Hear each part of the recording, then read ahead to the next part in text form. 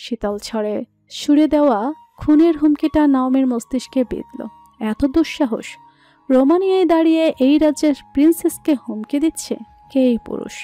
Naomi এতক্ষণে নিশ্চিত হয়ে গিয়েছে এটা কোনো আত্মা পেতাত্মা নয়, বরং রক্তে মাংসে গড়া মানুষ। আত্মা পেতাত্মারও তো বাতাসের মতো হয়, ধরা ছোঁয়ার বাহিরে, কিন্তু এই দুঃসাহসী লোকটা তার মুখটা ওই রুক্ষ বলবান হাত দিয়ে চেপে ধরে রেখেছে। কোনো কথা বলতে না পেরে নাওমি জাতীয় শব্দ করে উঠল।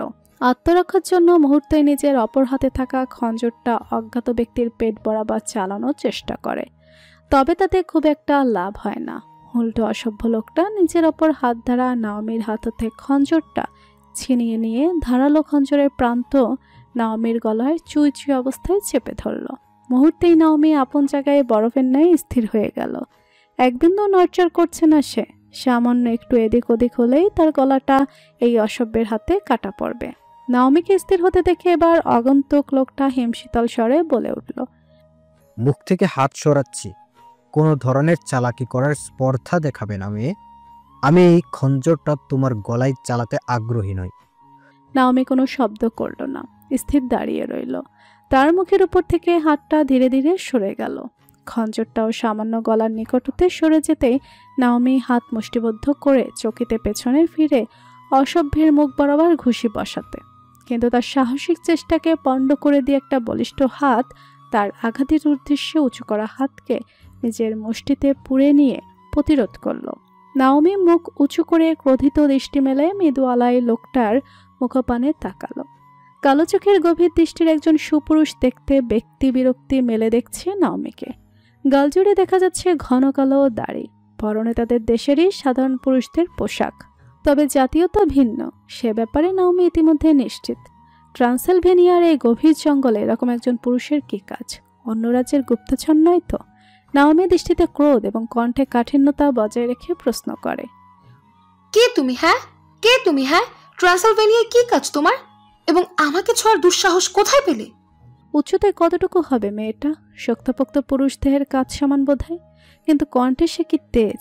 শীতল চোখে মেয়েটাকে মাথা থেকে পা পর্যন্ত পরখ করে নেয় বিরক্তিকর দৃষ্টির মালিক। পরখ করে নেয় চমৎকার বেশভূষা। হালকা জলপাই রঙের লম্বা গাউনের কাপড়টা বেশ উন্নত মানের। গলায় ঝুলতে থাকা লকেট জাতীয় হারটাও বেশ দামি, অর্থাৎ কোনো সাধারণ ঘরের মেয়ে নয়। গমগমে পুরুষ স্বরটা আদেশের সুরে বলে ওঠে, নিজের পরিচয় বলো মেয়ে। নাওমি ক্রোধে ফেটে পড়ে না ভেবেই উত্তর দিয়ে দেয়, আমার রাজ্যে দাঁড়িয়ে আমার পরিচয় জানতে চাইছো? তুমি জানো শুধুমাত্র আমাকে ছোঁয়ার অপরাধে তোমার এই দুহাত কেটে জন্তুদের খাওয়ানো হতে পারে? তোমার স্পর্ধা কম নয়, এখন আমার হাত ধরে রেখেছো। পুরুষটার ভুরু কুঁচকে এলো। সে আরো এক দফা মেয়েটাকে ভালো করে পরখ করে, অতঃপর তাকায় সম্মুখে মাথা উঁচু করে দাঁড়িয়ে থাকা তুষ দুর্গের পানে। এত রাতে একা একটা মেয়ে অহেতুক কেন এই দুর্গে আসতে পারে? নিজ মনে কিছু একটা ভেবেই সন্ধিয়ান স্বরটা প্রশ্ন ছুড়ে দেয়, রাজ পরিবারের সদস্য তুমি? নাওমির ঠোঁটের কোণে যেন অহংকারের মিহি হাসি ফুটে উঠল। সে করুণা সুরে বলে ওঠে, হে মূর্খ, কাকে মৃত্যুর হুমকি দিয়েছো কোনো ধারণা আছে? আমি এই সাম্রাজ্যের প্রিন্সেস। মুহূর্তে যেন আগন্তুক পুরুষের দৃষ্টিতে ঘৃণা শিখা জ্বলে উঠল। নাওমি সেই দৃষ্টির ভাবার্থ বুঝে উঠতে সক্ষম হলো না।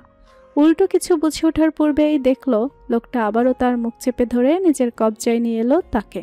কানে ভেসে এলো কিছু অমীমাংসিত শব্দগুচ্ছ।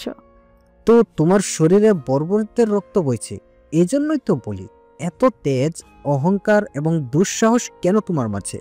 আশা করিনি এত দ্রুত জালিমদের একজন আমার কবজায় চলে আসবে।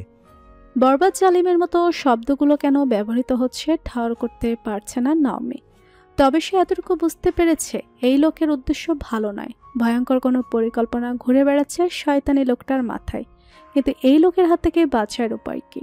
নিরস্ত্র নাওমি কি বা করতে পারে এই মুহূর্তে? নাওমির ভাবনার মাঝে লোকটা নিজের গলায় পেঁচানো কালো রাঙা কাপড়টা একটানে খুলে নাওমির মুখ বেঁধে ফেলল। সঙ্গে সঙ্গে নাওমি হাত পা ছোড়াছুড়ি শুরু করে। লোকটা তার মুখ বেঁধেছে এই ব্যাপারটা তার কাছে যতটা না লোমহর্ষক, তার থেকেও বেশি বিশ্রী ব্যাপার হচ্ছে তার মুখ যে কাপড় দ্বারা বাঁধা হয়েছে সেটা মোটেও পরিষ্কার নয়। পরিষ্কার পরিচ্ছন্নতায় বেড়ে ওঠা নাওমি ব্যাপারটা হজম করতে পারল না। মুখ বাঁধা কাপড় হতে ভেসে আসা পুরুষালী গন্ধে তার পেট গুলি আসে। রাগে সহ্য করতে না পেরে সে নিজের পা দিয়ে পিছনের লোকটার পা চেপে ধরে। কিন্তু তার পায়ের ভারে লোকটার কিছুটিই হলো না। উল্টো মেজাজের পারদটা চূড়ান্ত পর্যায়ে যেতেই নাওমির হাত জোড়াও চোখের পলকে কিছু একটা দিয়ে বেঁধে ফেলা হলো। তাকে তুলে নেওয়া হলো কাঁধে। আগন্তুকের কদম এগিয়ে যায় দুর্গের পানে। কথা বলতে অপারগ নাওমি তখন আতঙ্কিত। লোকটার পরবর্তী পদক্ষেপ কি হতে পারে? কোনো অসৎ উদ্দেশ্যে এরকম অসভ্যের মতো তাকে দুর্গে তুলে নিয়ে যাচ্ছে? তীব্র আতঙ্কে ঠান্ডা আবহাওয়ার মাঝেও নাওমির কপালে লক্ষ্য করা যায় বিন্দু বিন্দু ঘাম। রাজপ্রাসাদের প্রধান সেনাপতির জন্য বরাদ্দকৃত কক্ষটাই উপস্থিত আরামদায়ক বিছানায় গায়ে লিয়ে শুয়ে আছে কেব। এই কক্ষটা কাউন্টের কক্ষের বেশ কাছে। কাউন্টের যে কোনো প্রয়োজনে সঙ্গে সঙ্গে উপস্থিত থাকার জন্যই প্রধান সেনাপতিকে এই কামরাটায় থাকতে দেওয়া হয়। কামরায় থাকা সকল আসবাবপত্রই একটা রাজ্যের প্রধান সেনাপতির উপাধির সঙ্গে সামঞ্জস্যতা বজায় রেখে আভিজাত্যে মোড়ানো। আজকের দিনটা প্রবল ব্যস্ততায় কেটেছে কেভের। একদণ্ড বসারও সুযোগ মেলেনি সারাদিনে। এখন বিছানায় এভাবে গায়েলিয়ে দিয়ে যেন কিছুটাও স্বস্তি পাচ্ছে সে। ঘুম জড়ানো চোখ জোড়া মেলে রেখে সে ভাবছে অন্য একটা ব্যাপার। আজ বেশ অনেকদিন ধরে লুনা ক্যামেলিয়া তার সামনে আসছে না ভুলেও। আজ কাউন্টকে জন্মদিনের শুভেচ্ছা জানাতে প্রাসাদে এসেছিল, তবে এক মুহূর্তের জন্য কেভের চোখে ধরা দেয়নি। কারণ কি হতে পারে? সেদিন কেভের বলা কঠিন কথাগুলো। কেভ সঙ্গে সঙ্গে মাথা থেকে ক্যামেলিকে ছেড়ে ফেলে দেয়। ওদিন তার বলা কথাগুলো মোটেও ভুল ছিল না। ক্যামেলিয়ার মুখের উপর সে পায়ে টু পায়ে সত্যটাই বলেছে। মানুষ খেগো কোথাকার। ওই নেকড়ে কন্যার সৌভাগ্য যে সে কাউন্টের আত্মীয়, না হয় রাজ্যের বুকে অস্তিত্বমান এমন হিংস্র প্রাণীকে কেভ নিজ হাতে খুন করত। কেভের ক্রোধে ভরপুর ভাবনার মাঝেই কক্ষের দরজায় করাঘাত শব্দ হলো। কেভ সঙ্গে সঙ্গে ভুরু কুচকে উঠে বসে। এত রাতে কে এলো? শার্টের বোতামগুলো দ্রুত হাতে লাগিয়ে সে এগিয়ে গিয়ে দরজা খুলে দরজার অপর পাশে দাঁড়িয়ে থাকা ব্যক্তিটিকে দেখে সে আরো কিছুটা চমকায়। কেভ কিঞ্চিত বিস্ময় নিয়ে বলে, প্রিন্স আপনি? ম্যাথিউ নিচু স্বরে বলে, কাউন্টারে ওই রাতের আধারে বিরক্ত করতে চাইনি, তাই তোমার কাছে এলাম। কেভ সচেতন স্বরে প্রশ্ন করে, কিছু হয়েছে? ম্যাথিউ এবার দুশ্চিন্তা মাখা স্বরে বলে, নাওমি নিজের কক্ষে নেই, পুরো প্রাসাদের দাসীরা খুঁজছে, ওকে পাওয়া যাচ্ছে না। কেবের কপাল কুচকে আসে। পাওয়া যাচ্ছে না মানে কি? প্রিন্সেস আবার কোথায় যাবে এই রাতের বেলায়? সঙ্গে সঙ্গে কেবের মনে প্রশ্ন জাগে, ওই দিনকার মতো ক্যামেলি এই ব্যাপারে জড়িত নয় তো? প্রিন্সেসকে নিয়ে কি ওই নেকড়ে কন্যা আবারও জঙ্গলে বিপদের সঙ্গে কোলাকুলি করতে গিয়েছে? নিকশ কালো আধারে ডুবে আছে দুর্গের ভেতরটা। সহস্র বছরের ইতিহাসের সাক্ষী এই তুষ দুর্গ। এই দুর্গের অন্তরিক্ষে কখনোই কেউ নিজের শেষ নিঃশ্বাস ত্যাগ করেছে, তো কেউ প্রথম কান্না দ্বারা পৃথিবীতে নিজের আগমনের সুসংবাদ জানিয়েছে। লোকমুখে শোনা যায় এককালে এই প্রাসাদে রক্তচোষাদেরও রাত ছিল। যদিও লোকমুখে শোনা এই কথাগুলোকে বেশিরভাগ ক্ষেত্রে গুজবের কাতারেই ফেলে অন্য রাজ্যের মানুষেরা। ঘুটঘুটে অন্ধকার দুর্গের ভেতরে প্রতিটা কদমেই দেখা মিলছে মাকড়সার জালের। আগন্তুকের কাঁধের পাশটায় উল্টো হয়ে ঝুলতে থাকা নাওমি তখন আগন্তুকের পরবর্তী পদক্ষেপ কি হতে পারে তা ভেবে ভীত। লোকটার এক হাতে নাওমির নিয়ে আসা লণ্ঠনটা ঝুলছে। সে লণ্ঠনের মৃদু আলো দিয়ে চারিপাশটা পরখ করে লোকটা তাকে নিয়ে সিঁড়ি বেয়ে উপরে উঠছে। নাওমি মুখ দিয়ে শব্দ করতে না পেরে কেবল বিস্মিত নয়নে দেখছে দুর্গের উচ্চতা। লোকটা কতক্ষণ ধরে সিঁড়ি বাইছে, কিন্তু এই সিঁড়ি পথ শেষ হওয়ার নামই নিচ্ছে না। আর কত উপরে নিয়ে যাওয়া হবে তাকে? দুর্গের সব থেকে উঁচু কক্ষে নিয়ে সেখান থেকে ধাক্কা মেরে তাকে ফেলে দেওয়ার পরিকল্পনা করছে নাকি এই অসভ্য? নাওমির ধারণা অর্ধেকটা বাস্তবে রূপান্তরিত হয়। লোকটা তাকে সব থেকে উঁচুতে অবস্থান করা কক্ষে এনে ক্ষান্ত হয়। কক্ষে উপস্থিত পুরনো নোংরা বিছানাটার ধারে এনে নাওমিকে কাঁধ থেকে ময়লার ন্যায় বিছানায় ছুঁড়ে ফেলে। সঙ্গে সঙ্গে পুরনো কাঠের বিছানাটাই কেমন মটমট শব্দ হয়ে ওঠে। নোংরা বিছানায় গা লাগাতেই নাওমিও চোখ মুখ কুচকে ফেলে। সঙ্গে সঙ্গে বিছানা ছেড়ে নামার চেষ্টা করে সে, কিন্তু তার চেষ্টাকে পণ্ড করে দিয়ে পুরুষটা তাকে বিছানায় ঠেলে ফেলে দিয়ে তার উপর ঝুঁকে আসে। এক হাতে লণ্ঠনটা এমন কায়দায় ধরেছে যাতে দুজনের মুখে স্পষ্ট দেখা যাচ্ছে। নাওমি এবার কিছুটা ভীত হয়। উপলব্ধি করে রাগ এবং অহংবোধের মাথায় নিজের আসল পরিচয়টা জানিয়ে চরম একটা বোকামি করে ফেলেছে সে। এই লোকটা এখন নিশ্চয়ই অমানুষের মতো তার উপর ঝাঁপিয়ে পড়বে। সামনে তরুণ সুন্দরী প্রিন্সেসকে পেলে কোনো পুরুষই বা অসৎ উদ্দেশ্য সাধ্যের সুযোগ হাতছাড়া করবে? ওই রুক্ষ হাতটা ধীরে ধীরে তার মুখের দিকে এগিয়ে আসছে। লোকটার দৃষ্টি কি ভয়ঙ্কর। গা হিম হয়ে আসে নাওমির। চরম হতবুদ্ধি এবং ভীতিকর পরিস্থিতির ভার বইতে না পেরে সে নিজের জ্ঞান খুইয়ে বসে। আচমকা মেয়েটাকে জ্ঞান হারাতে দেখে আগন্তুক পুরুষ কিছুটা অপ্রস্তুত বোধ করে। অদ্ভুত তো, মেয়েটা অজ্ঞান হলো কেন? লোকটা নিজের বাড়িয়ে দেওয়া হাতটা অগ্রসর করে নওমের মাথার পাশে বিছানায় জায়গা দখল করে থাকা পোকাটাকে এক থাবায় নিজের মুষ্টিতে ভরে নেয়। অতঃপর সতর্ক দৃষ্টি মেলে একবার নাওমিকে দেখে নেয়।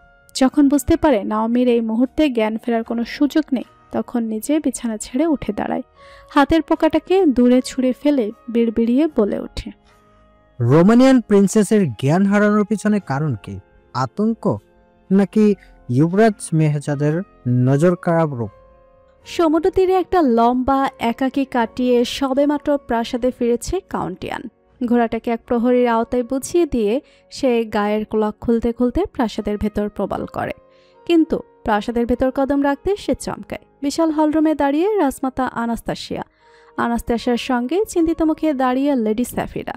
রাতের এই শেষ প্রহরে মানুষগুলো না ঘুমিয়ে জেগে আছে কেন? মস্তিষ্কে ওকে দেওয়া প্রশ্নটা করার পূর্বে কাউন্টিয়ানকে নিজের মায়ের প্রশ্নের সম্মুখীন হতে হলো। কোথায় ছিলে জানতে পারি? মায়ের এরকম কঠিন স্বর শুনে ইয়ান কিছুটা অবাক হয়। তার মা সাধারণত তার সঙ্গে এতটা রূঢ় স্বরে কথা বলে না। তাহলে আজ কি হলো? মনের প্রশ্নগুলোকে আপাতত মনে চেপে গিয়ে ইয়ান আশেপাশে তাকায়। উপস্থিত ভৃত্যদের দিকে একবার নজর বোলাতেই সকলে বুঝে নেয় কাউন্টের ইশারা। মুহূর্তেই তারা কাউন্টকে নিজ পরিবারের সঙ্গে একান্ত ছেড়ে দিয়ে হলরুম থেকে প্রস্থান করে। ইয়ান এবার সরাসরি মায়ের দিকে তাকিয়ে জবাব দেয়, মুক্ত বাতাসের অভাব বোধ করছিলাম, তাই প্রাসাদ থেকে ছদ্মবেশে বের হয়েছিলাম। ঘোড়া নিয়ে কিছুটা ঘুরে চলে এসেছি।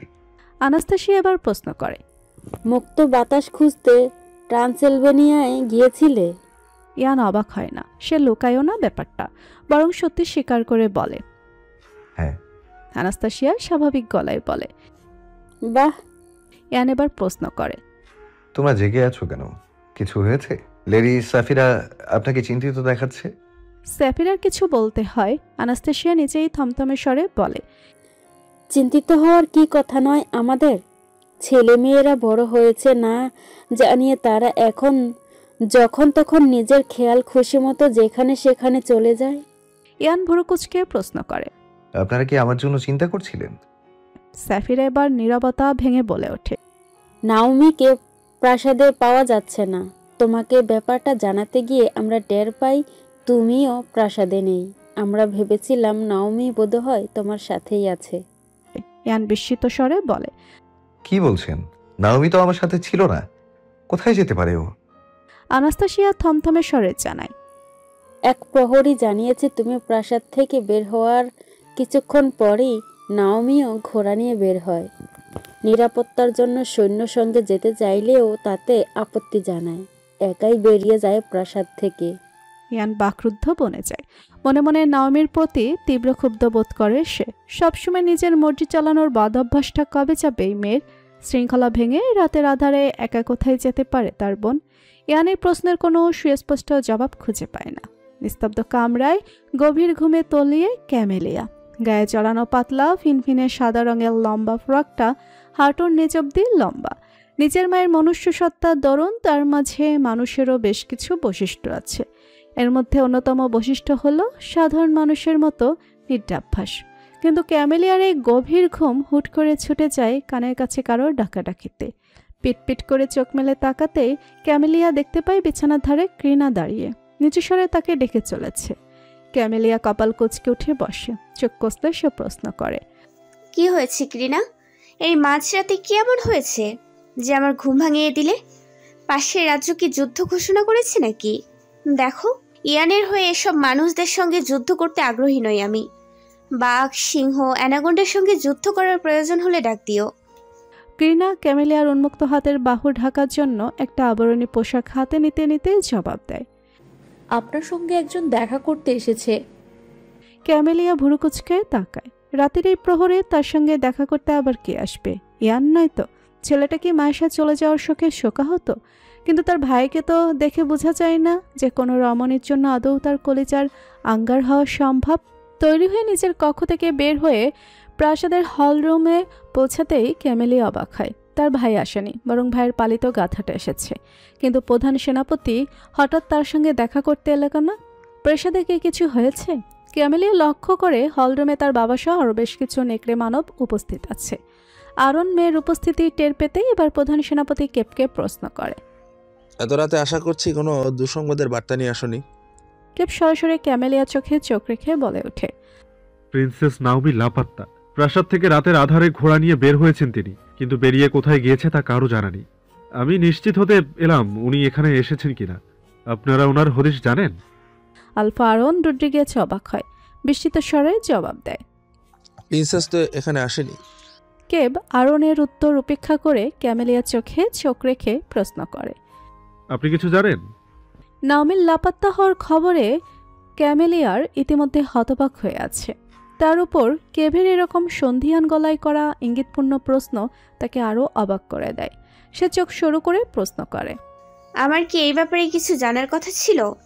কেব দুঃসাহস দেখিয়ে বলে বসে, গতবার প্রিন্সেসকে অনুমতিবিহীন জঙ্গলে নিয়ে যাওয়ার পেছনে আপনার হাত ছিল, তাই সাধারণভাবেই আমার সন্দেহের তালিকায় আপনি সবার উপরে অবস্থান করছেন। এজন্য আপনাকে প্রশ্ন করছি। আরনের চোখে রাগের লেশ ফুটে ওঠে। সে স্বাভাবিক স্বরে হুঁশিয়ারি করে, প্রধান সেনাপতি কেভ, নিজের দায়িত্ব পালন করো, কিন্তু সীমা লঙ্ঘন করবে না।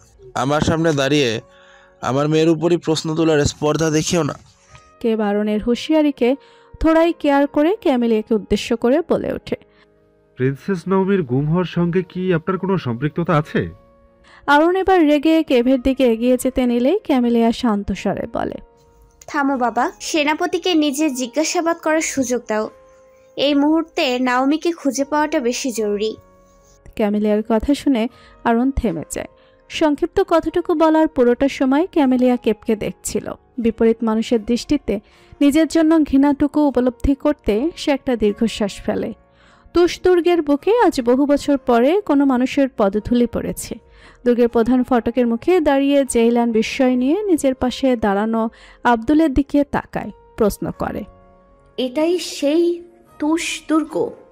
আব্দুল মাথা নেড়ে বলে, জি রাজকুমারী, এত বড় জঙ্গলে শহরে এই দুর্গ খুঁজে বের করা বেশ কঠিন কাজ ছিল, কিন্তু আল্লাহর মেহেরবানিতে আমি সক্ষম হয়েছি। জেইলান সচেতন দৃষ্টিতে পরখ করে দুর্গটাকে। লোকমুখে সে শুনেছে এই দুর্গেই নাকি রক্তচোষা ভয়ঙ্কর পিশাচদের অস্তিত্ব ছিল। লোকমুখে শোনা কথাকে অবশ্য জেইলান বিশ্বাস করে না। সে আব্দুলকে প্রশ্ন করে, তুমি বলেছ আমি এখানে এসে খুব অবাক হব, কিন্তু এই দুর্গে অবাক হওয়ার মতো কিছু এখনো আমার চোখে পড়েনি। ইতিহাসের বানোয়াট রক্তচোষারা জীবিত হয়ে আমাকে অবাক করে দেবে না তো? আব্দুল কিছুটা হেসে বলে, না, সেরকম কিছু নয়, ভেতরে চলুন, আপনি সত্যি অবাক হবেন। বলে আব্দুল প্রধান ফটক খুলে দেয়। মরমরের শব্দ করে লোহার ফটকটা সঙ্গে সঙ্গে খুলে যায়। জং ধরা লোহার ফটকের শব্দে সঙ্গে সঙ্গে কিছু বাদুড় মাথার উপর দিয়ে উড়ে যায়। জেইলান প্রথমে চমকালেও মুহূর্তেই নিজেকে সামলে নেয়, প্রবেশ করে ফটকের ভেতরে। দুর্গের বিশাল কাঠের দরজা দুপাশ খুলে যেতেই উন্মুক্ত হয় দুর্গের ভেতরটা। দরজা খুলতেই সর্বপ্রথম জেইলানের চোখে পড়ে একটা লম্বা করিডোর। কিন্তু একই, এই জনমানব শূন্য দুর্গের ভেতরে করিডোরের দেয়াল সংলগ্ন মশালে আগুন জ্বলছে কি করে? আব্দুলকে জ্বালিয়ে রেখে গিয়েছিল? মনে কৌতূহল চেপে জেইলান করিডোর ধরে এগিয়ে যেতে থাকে। তার পিছু পিছু একনিষ্ঠ ভিত্তের ন্যায় এগিয়ে আসছে আব্দুল। করিডোর পেরিয়ে একটা হলরুমের ন্যায় জায়গায় আসতেই জেইলানের পাজোড়া আপনা আপনি থমকে যায়। হলরুমের মাঝখানটায় এক হাঁটু গেড়ে বসে কিছু গাছের ডালপালা ধারালো খঞ্জর দিয়ে ছাঁটাই করতে ব্যস্ত এক পুরুষ। যদিও উল্টো দিকে মুখ ফিরিয়ে রাখাই জেইলান লোকটার মুখ স্পষ্ট দেখতে পারছে না, কিন্তু তবুও তার মানুষটাকে চিনতে সামান্যতম অসুবিধা হয়নি। সে অস্ফুট বলে ওঠে, ভাই। সঙ্গে সঙ্গে বেহেজাতের হাত থেমে যায়। সে দ্রুত ভঙ্গিতে পিছু ফিরে তাকায়। হাতে থাকা খঞ্জর এবং গাছের ডালপালা ফেলে দিয়ে সে উঠে দাঁড়ায়। এতদিন পর আদরের বোনকে অক্ষত নিজের সামনে দেখে তার ঠোঁটের কোণে হাসি ফুটে ওঠে। জেলানের দৃষ্টিতে তখন অবিশ্বাসের ছায়া। সে বিশ্বাস করতে পারছে না তার ভাই সমুদ্র পাড়ি দিয়ে রোমানিয়া এসেছে। এতদিন পর পরিবারের আপন কারো দেখা পেয়ে জেলান আপ্লুত হলো। দৌড়ে গিয়ে জড়িয়ে ধরল নিজের ভাইকে। বেজাত হেসে বোনকে বুকের সাথে মিশিয়ে নিয়ে উচ্চারণ করে, আলহামদুলিল্লাহ, আল্লাহ তোমাকে নিরাপদ রেখেছে। পুরোটা পথ তোমার কথা ভেবে দুশ্চিন্তায় সময় কেটেছে আমার। জেইলান কোনো মতো উচ্চারণ করে, আমার বিশ্বাস হচ্ছে না আপনি আমার সামনে, ভাই। আব্দুল মৃদু হেসে বলে, আপনাকে বলেছিলাম রাজকুমারী, আপনি এখানে এসে অবাক হবেন। জেলান মাথা তুলে বেহেজাতের দিকে তাকিয়ে বলে, এসব আপনাদের পূর্ব পরিকল্পিত ছিল? হ্যাঁ, রোমানিয়ায় আসার পর ভাগ্যক্রমে বন্দরে আব্দুলের সঙ্গে দেখা হয়ে যায় আমার। ও জানায় ও তোমার খোঁজ জানে। জেলান নিজের খুশিটুকু চেপে গিয়ে এবার কিছুটা চিন্তিত স্বরে বলে, কিন্তু তাই আপনি এখানে কেন এলেন? আমার সাহায্যের জন্য আব্দুলকে পাঠিয়েছেন, সেজন্য আমি কৃতজ্ঞ, কিন্তু নিজের জীবন হুমকিতে ফেলে ঠিক করেননি আপনি। আপনার স্থান শত্রুদের ঘাঁটিতে নয়, বরং বাবার পাশে। রাজ্যের ভবিষ্যৎ আপনি। বেহেজাত ছোট বোনের দিকে মৃদু চোখ গরম করে বলে ওঠে, বাদশাহ এবং বাদশাহ বেগমের ন্যায় বলে আওড়াবে না জেলান। আমার ভালোটা আমি বেশ ভালোই বুঝি। দুশ্চিন্তা করা বন্ধ করো। আমরা খুব শীঘ্রই নিজেদের উদ্দেশ্যে পরিপূর্ণ করে নিজেদের রাজ্যে ফিরে যাব। এই লড়াইয়ে এখন তুমি একা নও, আমিও আছি তোমার সঙ্গে। কিন্তু ভাই। কোনো কিন্তু নয়, আমার উপর বিশ্বাস রাখো। অতি শীঘ্রই এই প্রতিশোধের শেষ অধ্যায় সমাপ্ত হবে। আলবার্টরা এখন আমাদের হাতের পুতুল, ওদের প্রাণভোমরা এখন আমার জিম্মায়। বেহেজাতের কথার অর্থ বুঝতে না পেরে জেইলান এবং আব্দুল প্রশ্নবোধক চাহনি মেলে তাকিয়ে থাকে। বেহেজাত তাদের মনে জমা হওয়া প্রশ্ন বুঝতে পারে। সে রহস্যময় ভঙ্গিতে হেসে বলে ওঠে, আলবার্টদের সদস্য কাউকে ইয়ান আলবার্টের বোন এবং নৌবাহিনীর প্রধান ম্যাথিউর মেয়ে প্রিন্সেস নাওমি এখন আমার কাছে বন্দী। জেলান ভাইয়ের বলা কথা শুনে বাক্রুদ্ধ বনে গেল। প্রিন্সেস নাওমিকে তার ভাই বন্দী করেছে, কখন, কোথায় এবং কিভাবে? তুলতুলের শরীর জুড়ে কিছু একটার বিচরণ অনুভূতি হতেই নাওমির জ্ঞান ফিরে আসতে শুরু করলো। পিটপিট করে চোখ মেলে তাকায় সে। প্রথম কিছু সময় তার মস্তিষ্কটা ফাঁকা অনুভব হয়, মনে করে উঠতে পারে না কোনো কিছু। জ্ঞান হারানোর পূর্বের সম্পূর্ণ চিত্র সম্পর্কে যেন বেমালুম সে। অতঃপর হুট করেই তার চোখের সামনে ভেসে ওঠে গতরাতের দৃশ্যচিত্র। মনে পড়ে যায় সম্পূর্ণ ঘটনা। নাওমি সঙ্গে সঙ্গে লক্ষ্য করে নিজের বর্তমান স্থিতিতেই মুখটা এখন ওই অসভ্য বর্বরের কাপড় দিয়ে বাঁধা, হাত আর পা জোড়া। নাওমি লক্ষ্য করে তার হাত এবং পা জং ধরে যাওয়া লোহার শিকল জাতীয় বস্তু দিয়ে পেঁচানো। কি ভয়ানক পরিস্থিতি! হাত, পা এবং মুখ বন্ধ পরিস্থিতিতে আটকে থাকার কারণে নাওমি চেয়েও চেঁচাতে পারল না। রাগের চোটে নিজের ক্রোধটুকু জাহির করতে পারল না। উল্টো মুহূর্তের মাঝে নাওমি টের পায় তার শরীর জুড়ে কিছু একটা বিচরণ করছে। মাথা কিছুটা তুলে নিজের দিকে ভালো করে তাকাতেই সে দেখতে পায় একটা মাকড়স তার বাম পায়ের তালবে ধীরে ধীরে উপরের দিকে উঠছে। নাওমি মৃদু আতঙ্কিত হয়। একই হালে আছে সে। দাসীদের পরিচালনায় প্রাকৃতিক সামগ্রী দিয়ে পরিচর্যা করে ত্বকে কিনা পোকামাকড় হেঁটে বেড়াচ্ছে। নাওমি পা নাড়িয়ে মাকড়সাটাকে নিজের শরীর থেকে ঝেড়ে ফেলার চেষ্টা করে, কিন্তু এতে খুব একটা লাভ হয় না। বেহায়া মাকড়সা নাওমির চামড়া আঁকড়ে ধরে নিজ জায়গায় অনড়। নাওমি বাধ্য হয়ে বাঁধা হাত পা নিয়েই বিছানায় গড়াগড়ি খেতে খেতে মাকড়সার সঙ্গে এক প্রকার যুদ্ধ লাগিয়ে দেয়। যুদ্ধের এক পর্যায়ে বেখেয়াল বশত মাসা ধাপ করে বিছানা থেকে সোজা মেঝেতে পড়ে যায়। ঠিক সেই মুহূর্তে কক্ষের দরজা খুলে ভেতরে প্রবেশ করে ছদ্মবেশী যুবরাজ বেহেজাত। কক্ষে প্রবেশ করেই এরকম অনাকাঙ্ক্ষিত একটা দৃশ্য দেখে সে দরজার ওখানটাতে স্থির দাঁড়িয়ে পড়ে। নাওমি তখন শক্ত মেঝেতে পড়ে কোমরে পাওয়া চোটের আঘাতে জাতীয় শব্দ করে চাপা আর্তনাদ করে যাচ্ছে। বেহেজাতের সমান্তরাল কপাল সংকুচিত হয়। সে বিরক্তিমাখা স্বরে বলে ওঠে, মেঝেতে গড়াগড়ি খাওয়ার ব্যামো আছে নাকি? তীব্র কোমর ব্যথার মাঝেও নাওমি অগ্নিদৃষ্টি নিক্ষেপ করে। মনে মনে ছুটতে থাকে জীবনের শোনা সকল গালি।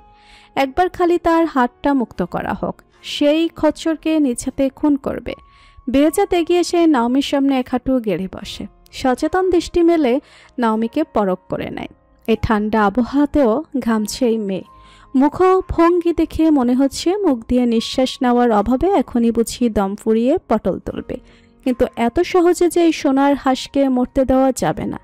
আলবার্টদের নাচাতে এই হাঁসকে জীবিত রাখতে হবে বেহেজাতের। তাই সে বিরক্তি মুখে এক হাত বাড়িয়ে নাওমির মুখের কাপড়টা একটানে খুলে ফেলে।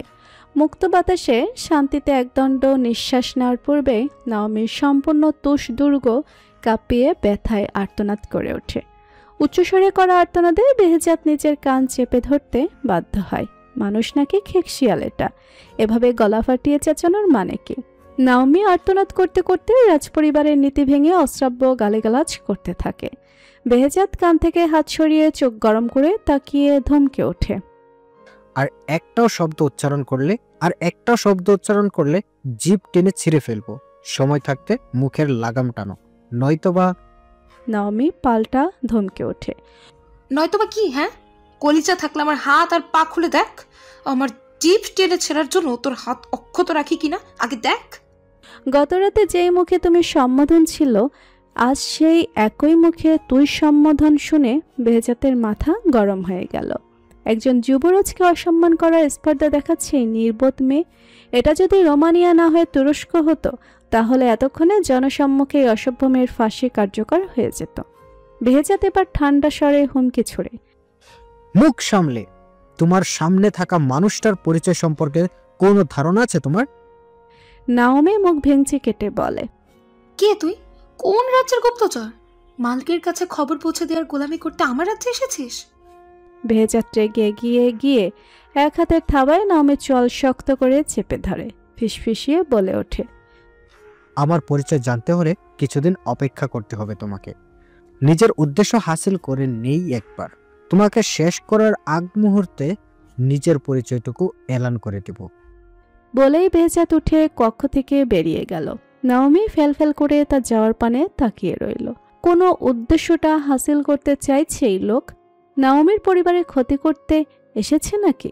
আর শেষে এটা কি বলে গেল? তোমাকে শেষ করার আগাম মুহূর্ত মানে কি?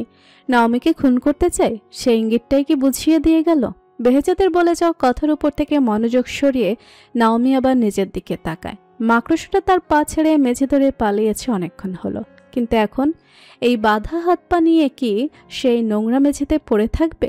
নাওমির আগে দরজার দিকে তাকিয়ে আবার চেঁচিয়ে ওঠে, এই গুপ্তচর, আমি এই নোংরা কামরায় থাকবো না। আমাকে এক্ষুনি পরিষ্কার কামরায় নিয়ে চলো। কোথায় গেলি? এই, নিজের শেষ বাক্য পড়ে নে তুই। আমার বাবার ভাই এলে এই ট্রান্সিলভেনিয়াতে তোর সমাধি গেড়ে যাবে। রাত গড়িয়ে সকাল হয়েছে। নাওমি এখনো প্রাসাদে ফিরে আসেনি। সারা রাত ভর সেফিরা এই বলে নিজেকে সান্ত্বনা দিচ্ছিল যে তার মেয়ে যেখানেই যাক ঘোরাঘুরি শেষে নিজ দায়িত্বে প্রাসাদে ফিরে আসবে। কিন্তু এক প্রহর পেরিয়ে যাওয়া সত্ত্বেও যখন নাওমি ফিরে আসে না, তখন সকলে নিশ্চিত হয় কিছু একটা অবশ্যই ঘটেছে। মেয়েটা নিজ ইচ্ছে প্রাসাদ থেকে বের হলেও কোনো না কোনো বিপদে অবশ্যই ফেসেছে। কাউন্ট ইয়ান আলবার্টের আদেশে ইতিমধ্যে সৈন্যের একটা বিশেষ দল ছড়িয়ে পড়েছে রাজ্য জুড়ে। নাওমির খোঁজ চলছে চারিদিকে। প্রধান সেনাপতি নিজে সেই দলের দায়িত্বে আছেন। রাজমাতা আনাস্তাসিয়া ব্যস্তশক্ত মনে সেফিরাকে সামলাতে। মেয়ের দুশ্চিন্তায় সেফিরা বারবার জ্ঞান হারাচ্ছে। সভাকক্ষে মন্ত্রীদের সঙ্গে আলোচনা সেরে বের হতেই করিডোরে ম্যাথিউর মুখোমুখি হয় ইয়ান। ম্যাথিউর মুখভঙ্গিতে চাপা চিন্তার ছাপ স্পষ্ট।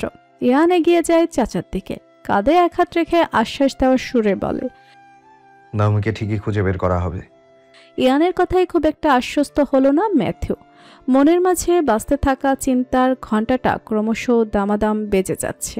সে ক্লান্ত স্বরে বলে ওঠে, যদিও শত্রুদের হাতে আটকা পড়ে থাকে, যদি এসব কিছুই পিছনের গ্রিকদের হাত থাকে, ওরা যে সুযোগের জন্য উঠ পেতে আছে তা আমাদের অজানা নয়। ম্যাথিউর কথাটা অযৌক্তিক নয়।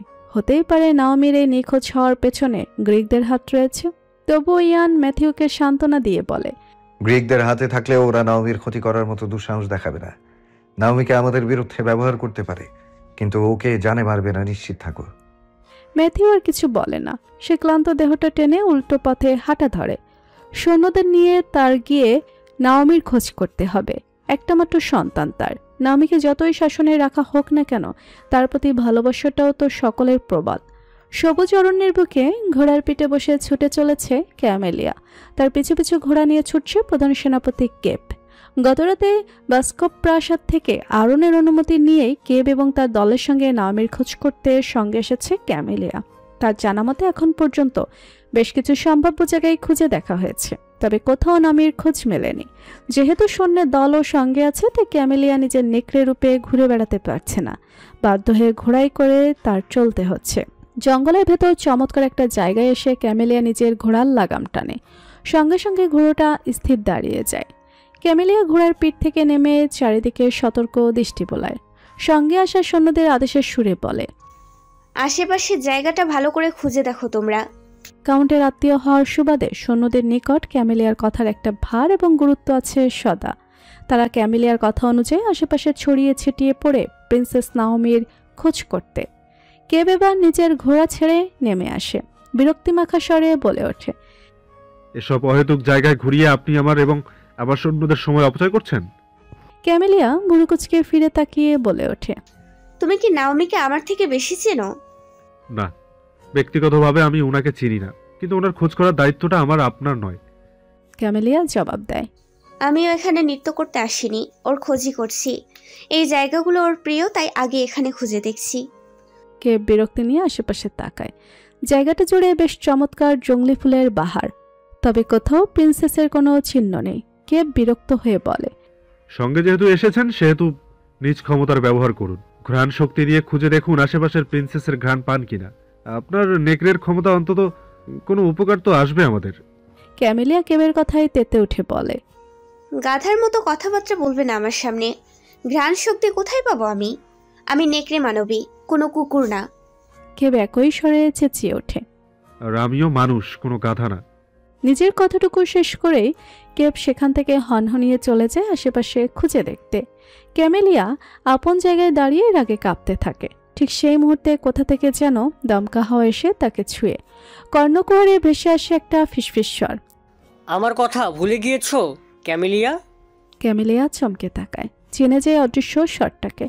এতদিন তো এই গায়েবী স্বরটা সে শুনতে পায়নি, তাহলে আজ হঠাৎ কেন? পুরুষালী স্বরটা আবারও বলে ওঠে, আমার পরিচয় এখনো উদ্ঘাটন করতে পারোনি, তাই তো? ক্যামেলিয়া ভীত হয় না, সাহসের সঙ্গে জবাব দেয়, তুমি যেই হও, শুনে রাখো, এই মুহূর্তে আমার তোমার জন্য একদণ্ড সময় নেই। আহরণ করতে গিয়েছিলে তুমি, প্রশ্ন করেছিলে ওকে, কিন্তু ও তোমাকে কিছুই বলেনি, তাই তো? ক্যামেলিয়া চমকায়। এই ঘটনাটুকু এই অদৃশ্য মানব কি করে জানলো? সে কিছু বলতে নিবে তার আগে এই কণ্ঠটা বলে ওঠে, অভিশাপ মুক্ত হতে হলে তোমাকে অবশ্যই আমার পরিচয় খুঁজে বের করতে হবে ক্যামেলিয়া। এটাই সত্য। সত্যের বাইরে গিয়ে তোমাকে সাহায্য করার সাধ্য আমার নেই। বলেই কণ্ঠস্বরটা হাওয়ায় মিলিয়ে যায়। ক্যামেলিয়া হতবুদ্ধির ন্যায় আপন জায়গায় দাঁড়িয়ে থাকে। কে হতে পারে অদৃশ্য মানব? কি করে সে এত কিছু জানে? আর কোন অভিশাপেরই বা কথা বলছে সে? প্রিন্সেস নাওমি নিখোঁজ। সকালে প্রাসাদে কদম রাখতেই সবার আগে খবরটুকু পেয়েছে ক্লাডিয়াস। প্রিন্সেসকে খোঁজার কার্যক্রম শুরু হয়েছে ইতিমধ্যে। নৌবাহিনীর প্রধান ম্যাথিউর সঙ্গে সেও এসেছে প্রিন্সেসের খোঁজ করতে, কিন্তু এখন পর্যন্ত কোনো হদিস মেলেনি। রাজধানীর পার্শ্ববর্তী শহরে দিনের অর্ধেক প্রহর লাগিয়ে প্রিন্সেসকে খোঁজার ফলাফল এখন পর্যন্ত শূন্য। কোথায় যেতে পারে প্রিন্সেস? কোনো বিপদে ফেসে গিয়েছে কি কে জানে। ক্লাডিয়াস মনে মনে প্রার্থনা করে ঈশ্বর যেন প্রিন্সেসকে রক্ষা করে। নাওমির চিন্তার ভারটা যে কেবল তার বাবা নয়, 90 সৈন্য সদস্য ক্লাডিসেও বইছে। বিশাল কক্ষের মাঝখানটায় চতুর্ভুজ আকৃতির একটা পুকুরের ন্যায় স্নান করার জায়গা রয়েছে। এই কক্ষে স্নানখানাটা একান্তই কেবল রাজ্যের কাউন্ট ব্যবহার করেন। অন্য কারো, এমনকি রাজপরিবারের অন্য কোনো সদস্যেরও এই কক্ষ ব্যবহারের অনুমতি নেই। খানিকক্ষণ আগে কাউন্ট বার্তা পাঠিয়েছেন যেন স্নানঘরটা প্রস্তুত করা হয়। তিনি কিছুক্ষণের মধ্যে স্নান করতে আসবেন। কাউন্টের বার্তা পেতেই সব দাসীরা উঠে পড়ে লেগেছে দ্রুত সময়ের মধ্যে স্নানঘর প্রস্তুত করতে। দাসীদের সঙ্গে উপস্থিত আছে জেইলান নিজেও। আজ তার প্রাসাদে কাজ করার প্রথম দিন। স্নানঘরের জন্য নিযুক্ত দাসীদের আওতাভুক্ত সে। মনে মনে অবশ্যই এ নিয়ে বিদ্রুপের হাসি হাসছে সে। তুরস্কের রাজকুমারী কিনা রোমানিয়া এসে একে সামান্য দাসীতে পরিণত হয়েছে, কিন্তু এ নিয়ে জেইলানের কোনো অভিযোগ নেই। পরিকল্পনা অনুযায়ী নিজের কাজ সমাপ্ত করতে পারলেই তার এই দাসীর অভিনয় করা সার্থক হবে। স্নানঘরের পর্দাগুলো টেনে ঠিক করতে ব্যস্ত দাসীটার নাম হলো ডাকিয়ানা। ডাকিয়ানা লক্ষ্য করে মেডুসা নামক নতুন দাসীটা অন্যমনস্ক হয়ে এক কোণে দাঁড়িয়ে আছে, কোনো কাজ করছে না সে। ডাকিয়ানা বিরক্তি নিয়ে ডেকে বলে, মেডুসা, এভাবে দাঁড়িয়ে কি ভাবছো? দ্রুত করো। জেইলান নিজের সম্বিত ফিরে পায়। সে চমকে তাকায় ডাকিয়ানার দিকে, অতঃপর কিছুটা অনভিজ্ঞ অভিনয় করে বলে, আমি কি করব কিছু বুঝতে পারছি না, আমাকে একটু দয়া করে কোনো কাজ বলে দেবে? জেইলানের কথা শুনে ডাকিয়ানার এবার কিছুটা মায়া হয়। সেও যখন এই প্রাসাদে প্রথম দাসী হিসেবে এসেছিল তখন সেও এরকমই অনভিজ্ঞ ছিল। ইস, সেদিন সে কাউকে পায়নি একটু সহজে কাজ বুঝিয়ে দেওয়ার জন্য। সময়ের সাথে নিজেরই পরিস্থিতির সঙ্গে খাপ খাইয়ে সব বুঝে নিতে হয়েছে। ডাকিয়ানা নরম স্বরে বলে, ওই পাশটায় তাকাও, দেখো থালাতে করে আমি কিছু সুগন্ধিযুক্ত মোমবাতি এনে রেখেছি। তুমি মোমবাতিগুলো জ্বালিয়ে চারিপাশে সুন্দর করে সাজিয়ে রাখো। সামান্য কাজটুকু সহজে বুঝে নিল জেইলান। সে সঙ্গে সঙ্গে কাজে লেগে পড়ে। মনে মনে কিছুটা অস্থিরও বোধ করছে সে। এই তো আর কেবল কিছুক্ষণের অপেক্ষা। এরপরে কাউন্ট ইয়ান আলবার্ট এই কক্ষটায় প্রবেশ করবে। জেইলান দুচোখে দেখবে ওই জালিমের মুখখানা। ডাকিয়ানা পাশ থেকে তাড়া দিল, জলদি করো মেডুসা, কাউন্ট যে কোনো সময় এসে পড়বেন। ওনার আসার পূর্বেই আমাদের কাজ শেষ করে বেরিয়ে যেতে হবে। জেইলান চমকায়, অবাক স্বরে প্রশ্ন করে, বেরিয়ে যেতে হবে কেন? ডাকিয়ানা ভুরু কুঁচকে বলে ওঠে, তোমার কি ধারণা কাউন্ট আমাদের সামনে স্নান করবেন? এখানে এমনটাই নিয়ম। কাউন্টের আগমনের পূর্বেই আমাদের নিজেদের কাজ সম্পন্ন করে বেরিয়ে যেতে হবে। তার মানে তোমরা কেউ কখনো সরাসরি কাউন্টকে দেখোনি? ডাকিয়ানা আফসোসের সুরে বলে, আমরা স্নানঘরের দায়িত্বে থাকা দাসী। নিজেদের কাজের বাইরে একদণ্ড প্রাসাদে অবস্থান করার অনুমতি নেই। আমরা কি করে ওনাকে দেখব? জেলানের মাথায় যেন আকাশ ভেঙে পড়ল। কিসের জন্য সেই প্রাসাদে দাসী হিসেবে প্রবেশ করলো? ওই জালিমের মুখোমুখি হওয়ার সুযোগটাই যদি সে না পায়, তাহলে তার ইন্তেকাম কিভাবে সফল হবে? ডাকিয়ানা তখনও কাজ করতে করতে বলে যাচ্ছে, কাউন্টকে খুব কম মানুষই সরাসরি দেখেছে। প্রাসাদের স্থায়ী দাসী যারা তার কাউন্টকে দেখার সৌভাগ্য পেয়েছেন। তবে কাউন্ট দেখতে কেমন সেই বর্ণনা কাউকে বলাও নিষিদ্ধ তাদের জন্য। আসলে রাজমাতা কাউন্টের জীবন নিয়ে খুবই চিন্তায় থাকেন। ওনার আদেশেই এত নিরাপত্তা। রাজবংশের একমাত্র পুরুষ হলেন কাউন্ট। যতদিন ওনার কোনো উত্তরাধিকার না আসছেন, ততদিন ওনার ব্যাপারে এই বাড়াবাড়িগুলো চলবে বলে আমার মনে হয় না। জেইলান এক এক করে সবগুলো মোমবাতি জ্বালাতে জ্বালাতে মন দিয়ে ডাকিয়ানার কথা শুনতে থাকে।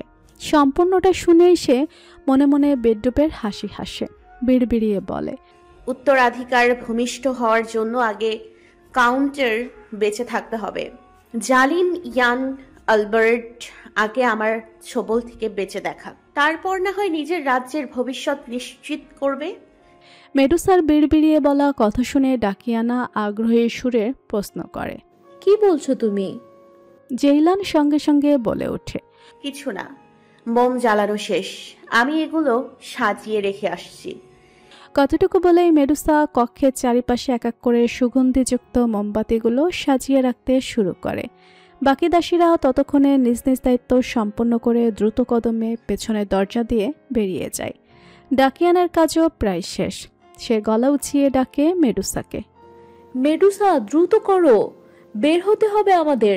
সকলে বের হলেই খাস দাসী এসে আমাদের বের হওয়ার দরজা আটকে দিয়ে যাবেন। দেরি করলে উনি খুব বকবেন। এই তো শেষ প্রায়।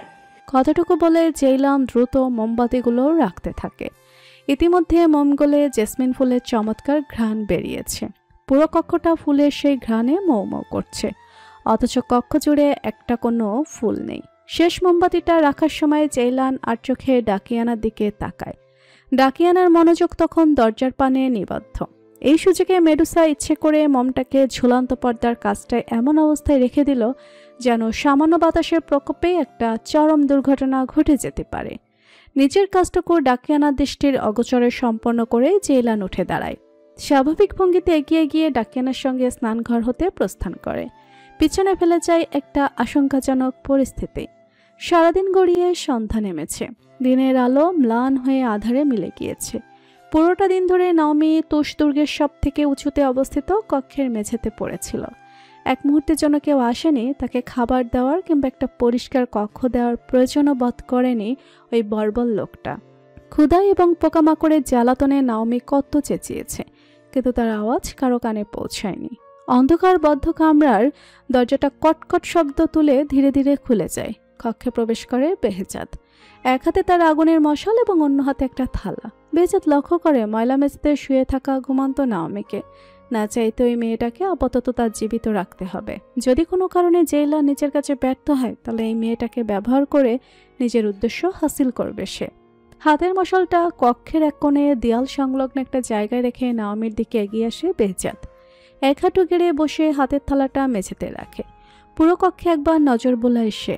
ওহ, কক্ষে এরকম কোনো বস্তু নেই যেটা দিয়ে এই মেয়ে তার বিরুদ্ধে লড়তে পারবে। নিশ্চিত হয়ে বেজাত হাত বাড়ায় নাওমির পিঠের পেছনে নিয়ে করা হাতের বাঁধনটা খুলতে। নাওমি খুব গভীর ঘুমে ছিল না, হাতে সামান্য ছোঁয়া অনুভব করতে তার তন্ডা কেটে যায়।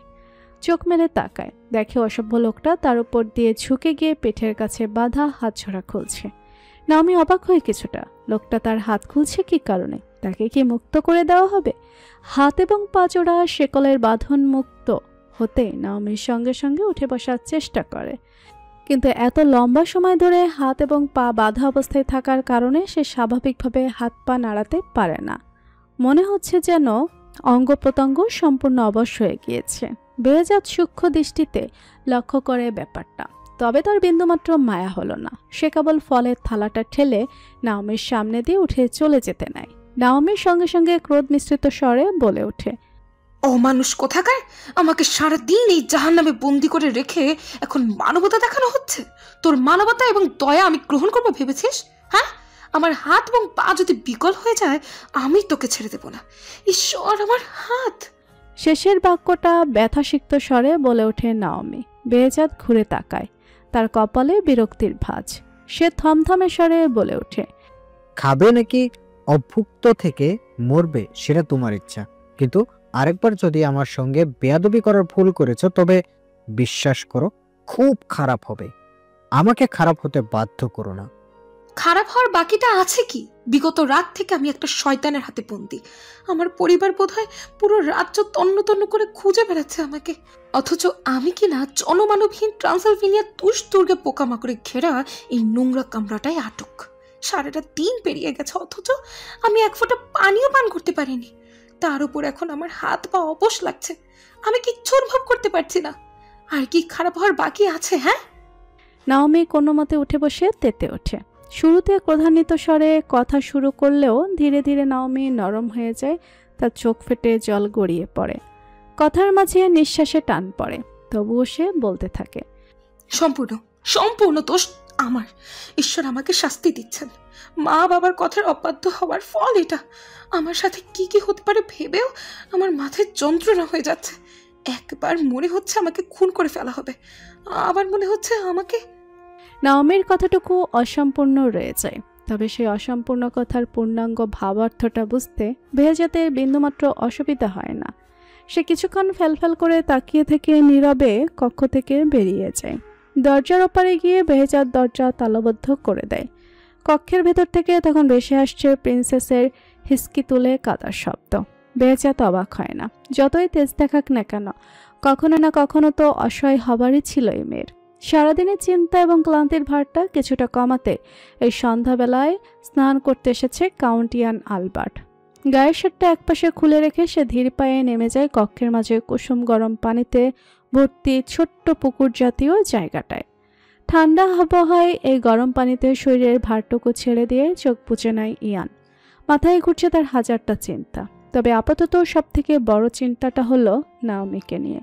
গতরাত থেকে নাওমির খোঁজ চলছে, এখনো কিছুই খুঁজে পায়নি তারা। ম্যাথু চাচা, উনি এখনো প্রাসাদে ফেরেননি। লেডি স্যাফিরার অবস্থাও খুব একটা সুবিধাজনক নয়।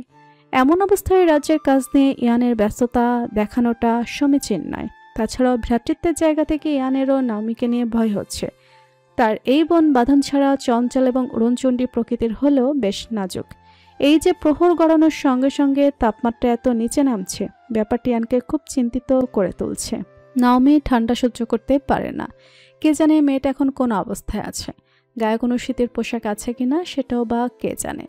কক্ষ জুড়ে বিদ্যমান জেসমিন ফুলের ঘ্রাণের তীব্রতা হুট করে ম্লান হয়ে আসতে শুরু করে।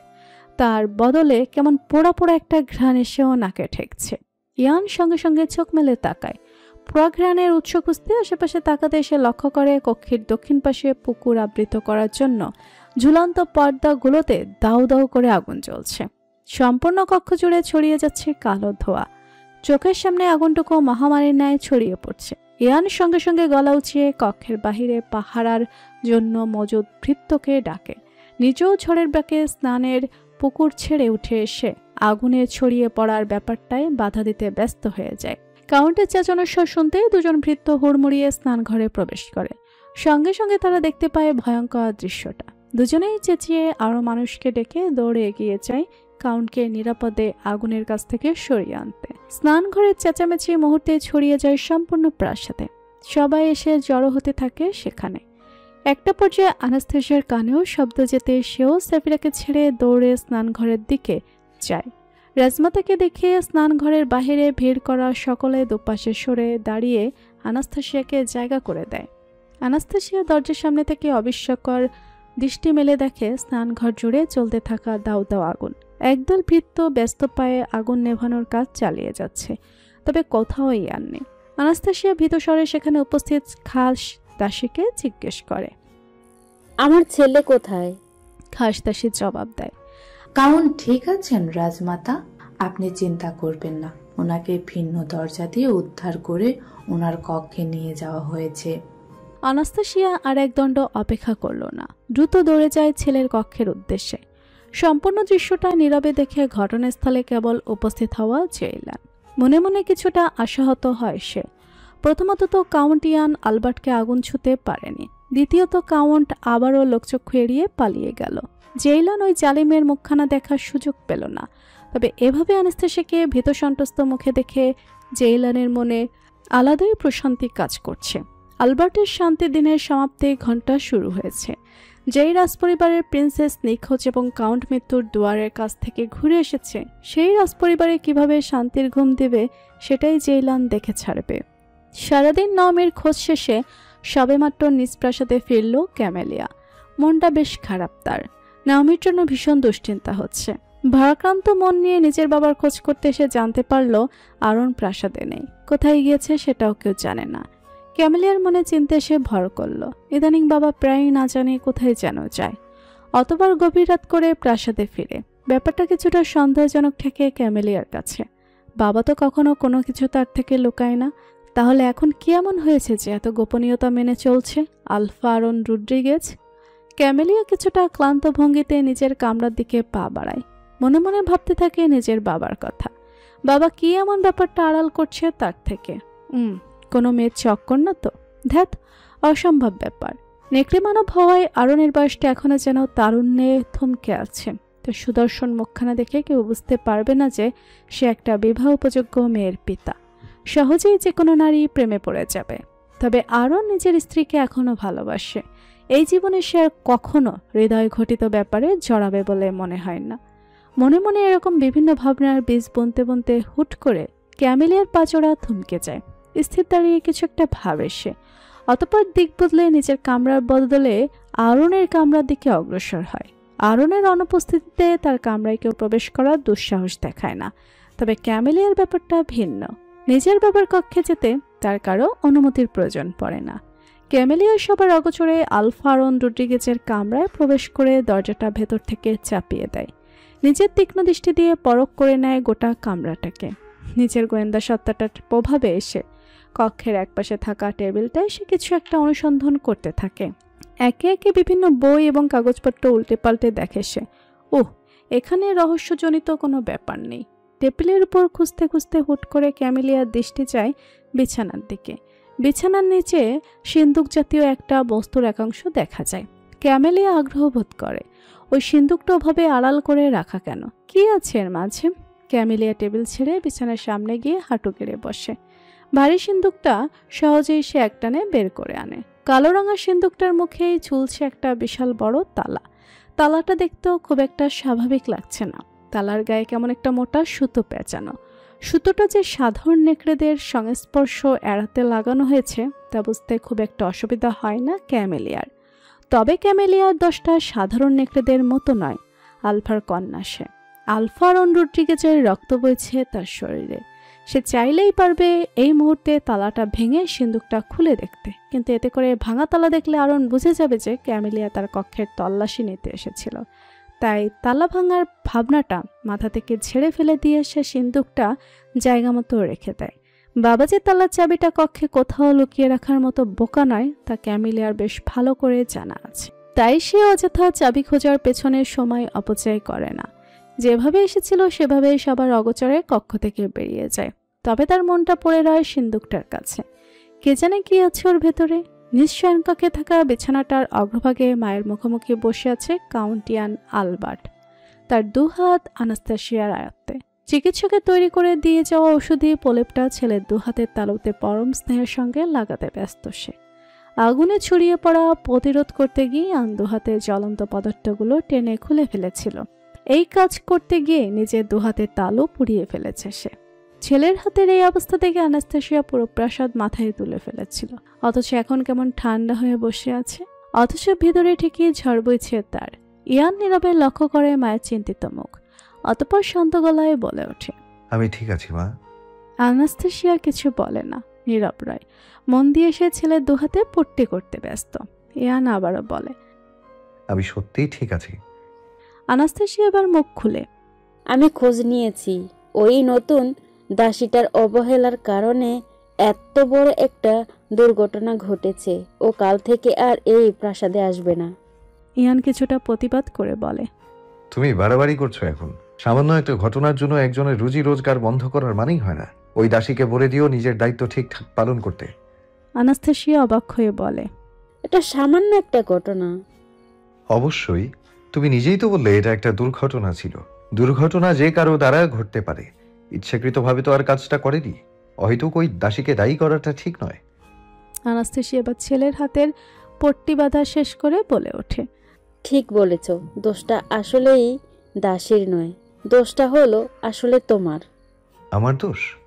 আনাস্তাসিয়া এবার কিছুটা গম্ভীর মুখে তাকায় ছেলের দিকে, বিষাদ মাখা স্বরে বলে, তুমি, কেমি এবং নাওমি, তোমরা তিনজনই আমাদের সন্তান, তোমরাই আমাদের পরিবার। এই যে এত শাসন, বিধি, নিষেধ, এইগুলো কি অহেতুক করি? আমরা কখনো ভেবে দেখেছো তোমাদের তিনজনের মধ্যে একজনেরও কিছু হলে আমাদের কি অবস্থা হবে? আমি জানি তোমরা কোনো কিছুর তোয়াক্কা করো না, নিজেদের মর্জির মালিক তোমরা, কিন্তু তোমাদের এই মর্জি চালানোর ফলাফলটা কি? কিছুদিন আগে কেমি আহত হলো, এই মুহূর্তে নাওমি নিখোঁজ। আজ তুমি অল্পের জন্য আগুনের কবল থেকে মুক্তি পেয়েছো। এই প্রতিটা ঘটনায় আমাদের উপর দিয়ে কি যায় সেই সম্পর্কে কখনো ভেবে দেখেছো? ম্যাথিউ এখনো প্রাসাদে ফিরেনি, পাগলের মতো নিজের মেয়েকে খুঁজে যাচ্ছে। শেফিরার অবস্থাও তোমার অজানা নয়। আশেপাশের প্রতিটা ঘটনা পর্যবেক্ষণ করে নিজের নিরাপত্তা নিয়ে আরেকটু সচেতন হওয়া কি উচিত নয় তোমার? আমার নিজের বলতেও একমাত্র তুমি আছো ইয়ান। চারিদিকে শত্রু ওত পেতে আছে। ঈশ্বর না করুক যদি তোমার কিছু হয়ে যায়, তোমার মনে হয় আমি বাঁচব? ইয়ান বুঝতে পারে মায়ের দুশ্চিন্তাটা। সে কিছু না বলে নিজের মাকে জড়িয়ে ধরে। আনাস্তাসিয়া ছেলের বুকে মাথা রেখে শান্ত গলায় বলে, 20 বছর আগে তোমার বাবা এবং আমি একটা যুদ্ধ নামি। যুদ্ধটা হলো তোমাকে বাঁচিয়ে রাখার লড়াই।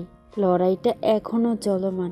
ঈশ্বরের দোহাই লাগে তুমি একটু নিজের জীবনের নিরাপত্তার ব্যাপারে সতর্ক হও। আমাকে এবং তোমার বাবাকে হারতে দিও না। আমার কিচ্ছু হবে না মা, তুমি নিশ্চিত থাকো। আমি কাউকে সেই সুযোগ দিব না। আনাস্তাসিয়া সোজা হয়ে বসে বলে, ওয়াদা করো। ওয়াদা করছি। শুধু এটা নয়, বরং আরেকটা ওয়াদাও করছি। নাওমিকেও আমি যে কোনো মূল্যে সহি সালামতে প্রাসাদে ফিরিয়ে আনবো। আমার বোনের অপহরণকারীদের ছেড়ে দিব না। প্রত্যেকেই তার কর্মফল পাবে। আনাস্তাসিয়া ছেলের কথায় কিছুটা আশ্বস্ত হয়। তার ছেলে যেহেতু ওয়াদা করেছে, সেহেতু নিজের সর্বোচ্চ চেষ্টা করবে নাওমিকে খুঁজে বের করার। এখন কেবল সেই কাঙ্ক্ষিত সময়ের অপেক্ষা। তুষদুর্গের দোতলার একটা কামরার দৃশ্য। এই কক্ষে আপাতত জন্য অবস্থান করছে যুবরাজ বেহেজাত। বহু বছর ধরে বদ্ধ কক্ষটাকে কিছুটা পরিষ্কার করে থাকার উপযোগী করার চেষ্টা কামরা জুড়ে লক্ষণীয়। যতটুকু যা পরিষ্কার করা হয়েছে তাতে এই কামরাটাকে সাধারণ মানুষের জন্য থাকার উপযোগী হিসেবে গণ্য করা গেলেও একজন যুবরাজের থাকার জন্য উপযুক্ত বলা যায় না। তবু এই অনুপযুক্ত ব্যাপারটার সঙ্গে সহজেই খাপ খেয়ে নিয়েছে বেহেজাত। মশালের জ্বলন্ত আলোয় কক্ষ কিছুটা আলোকিত হয়ে আছে। সদ্য দুর্গে ফেরা জেলান এবং আব্দুল এসে ভিড় জমিয়েছে বেহেজাতের কক্ষে। জেলান এতক্ষণ ভাইকে বলছিল যে আজ কিভাবে সে কাউন্ট রিকোর্টো আলবার্টকে মৃত্যুর এক ঝলকের সঙ্গে সাক্ষাৎ করিয়েছে। সব শুনে বেহেজাত কিছুটা রাগ হয়ে বলে, নিষেধ করেছিলাম তোমাকে আমি। এই ঘটনার জন্য যদি তোমাকে কোনো দণ্ড দিয়ে দিত তখন কি হতো? জেল্লান নিশ্চিন্ত ভঙ্গিতে হেসে বলে, আপনি আছেন ভাই, আমার দ্বন্দ্ব হলেও কি বা আসে যায়, অসমাপ্ত কাজটা আপনি সম্পন্ন করবেন। বেহেজাদ চাপা রাগ ছেড়ে বলে, আমি ঠাট্টা করছি না জেলান, আগামীকাল থেকে তোমার ওই প্রাসাদে যাওয়ার প্রয়োজন নেই। প্রিন্সেসকে খুঁজতে খুঁজতে আলবার্টরা নিজেরা আমাদের নিকট আসবে, আমাদের পায়ে পড়তে বাধ্য হবে। প্রতিশোধটুকু তখনকার জন্য তোলা রাখা উত্তম। জেলানের মুখের হাসি হাসি ভাবটাও বেজায়। সে দাঁতে দাঁত চেপে বলে, প্রাসাদে আমি অবশ্যই যাব। প্রতিদিন ওই কাউন্টকে নতুন নতুন কায়দায় মৃত্যুর সঙ্গে সাক্ষাৎ করাবো। জালিমটার পরিবারের চোখে আতঙ্ক দেখে নিজের কলিজা ঠান্ডা করব।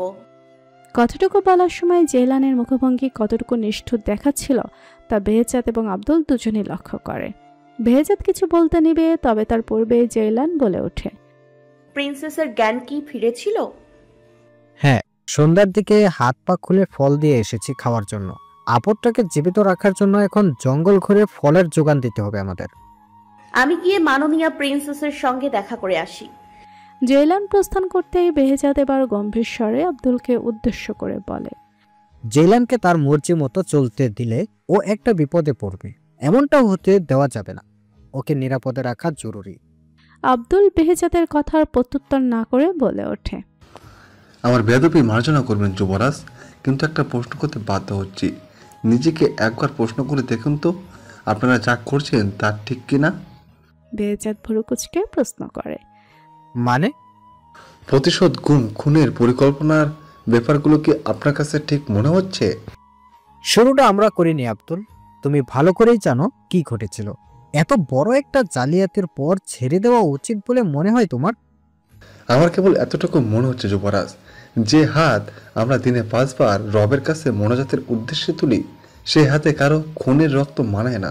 প্রতিশোধের আগুন জ্বলছেন বলে আপনারা এই মুহূর্তে বুঝতে পারছেন না, তবে এই প্রতিশোধের নেশা ধীরে ধীরে আপনাদের অমানবিক করে তুলছে। শুধুমাত্র একটা প্রতিশোধের জন্য আপনাদের কত শত মিথ্যের আশ্রয় নিতে হচ্ছে। রাজকুমারী জেলনারকে মাথার কাপড় ফেলে খ্রিস্টান সেজে প্রাসাদের দাসীর কাজ করতে হচ্ছে। এসব কিছু আমার অনুচিত বলে মনে হচ্ছে। আমি যে যুবরাজ এবং রাজকুমারীকে চিনি, ওনাদের ইমান এতটা দুর্বল হয়ে যাচ্ছে, ব্যাপারটা আমি মেনে নিতে পারছি না। বেহেজাদ কিছুক্ষণ চুপ থেকে বলে, আমাদের সঙ্গে যেটা হয়েছে সেটা কি অমানবিকতার কাতারে পড়ে না? অবশ্যই পড়ে, তবে মহান রব শ্রেষ্ঠ বিচারক। সকল বান্দার আমল নামার হিসাব ওনার থেকে উত্তম আর কে জানে। জালেমদের তাদের কৃতকর্মের ফল না হয় রব বুঝিয়ে দেবেন। আপনারা দয়া করে নিজেদের হাত নোংরা করবেন না। বেহেজাদ থমথমে স্বরে প্রশ্ন করে, তুমি কি আমাদের সঙ্গী হতে অস্বীকৃতি জানাচ্ছ? আমাকে ক্ষমা করবেন যুবরাজ, রাজ্য এবং আপনাদের মঙ্গলের জন্য আমার মতো হাজারো আব্দুল তাদের জান কুরবান করতে কার্পণ্য করবে না। তবে প্রতিশোধ পরায়ণ আচরণ, ছলনা এবং মিথ্যার আশ্রয় নেয়ার অনুমতি আমার ধর্মে নেই, আর আমি ধর্মের বিধিনিষেধের বরখেলাপ করার মতো বোকা নই। বেহেজাদ কিছু বলে না। সে জানে আব্দুলের বলা কথাগুলো মিথ্যা নয়, কিন্তু মন মস্তিষ্কের দোলাচলকে সে হারানোর আগুনটা যে তার এবং জেলানের বুকে জ্বলছে, সেটা তো কেবল আলবার্টদের রক্ত হাতে মেখেই নিভবে। আব্দুল মাথা নত করে সালাম দিয়ে বেরিয়ে যায়। আলবার্টদের পরিত্যক্ত দুর্গের নিবিড় কামরাটায় বেহেজাদ একাকী রয়ে যায়। আকাশে আজ কৃষ্ণপক্ষে চাঁদের দেখা নেই। বিশাল জানালাটার ধারে দাঁড়িয়ে দুর্গের বাহিরটা দেখছে নাওমি। মনে তার আশার প্রদীপ জ্বলজ্বল করছে। এই বুঝি বাবা এবং ভাই আসবে, এই বুঝি তারা নাওমিকে মুক্ত করে নিয়ে যাবে। কিন্তু সময় গড়ালেও কেউ আসে না। কেবল দুর্গকে ঘিরে উড়ে বেড়ানো বাদুড়ের ডানা ঝাপটানোর শব্দ শোনা যাচ্ছে।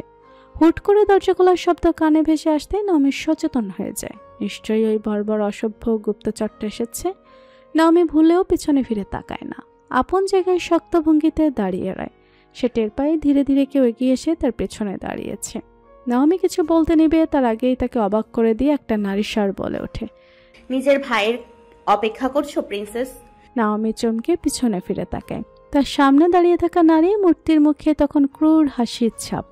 নাওমি বিস্ময় নিয়ে কিছুক্ষণ তাকিয়ে থেকেও স্ফুট বলে, তুমি তো মেডুসা না তোমার নাম? তোমার স্মৃতিশক্তি তো বেশ প্রখর। নাওমি বিস্মিত স্বরে বলে, তুমি এখানে? আমাকে আশা করনি বুঝি? তুমি এই অসভ্য লোকটার সঙ্গে এই ষড়যন্ত্রে লিপ্ত? জেইলান সময় অপচয় করে না, সে সরাসরি প্রশ্ন করে। একটা প্রশ্ন করব নাওমি, জলদি এবং চটপট উত্তর দেবে। বিলম্ব আমার পছন্দ নয়, সত্যি করে বলবে, ঠিক আছে? তোমার ভাই কাউন্ট ইয়ার্ন আলবার্ট দেখতে কেমন বলো তো? নাওমি এবার বিস্ময়তা কাটিয়ে সতর্ক স্বরে পাল্টা প্রশ্ন করে।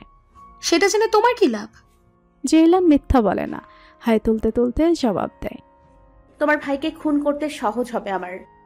নাওমির বুকটা ধক করে ওঠে। খুন করবে মানে? তার ভাইকে খুন করতে এসেছে এরা? কিন্তু কেন? ভাই কি করেছে? নাওমি ক্রোধে কাঁপতে কাঁপতে প্রশ্ন করে। কে তোমরা? তোমাদের পরিচয় কি? কি ক্ষতি করেছে আমার ভাই তোমাদের? জেইলান কদম এগিয়ে এসে নাওমির কাঁধে হাত রেখে বলে, শোনো ছোট্ট মেয়ে, ক্ষয়ক্ষতির হিসাব নিকাশ আমরা বুঝে নিব। তুমি শুধু তোমার ভাইয়ের বাহ্যিক বর্ণনাটুকু বলো, কেমন দেখতে সে? নাওমি প্রতিবাদ করে।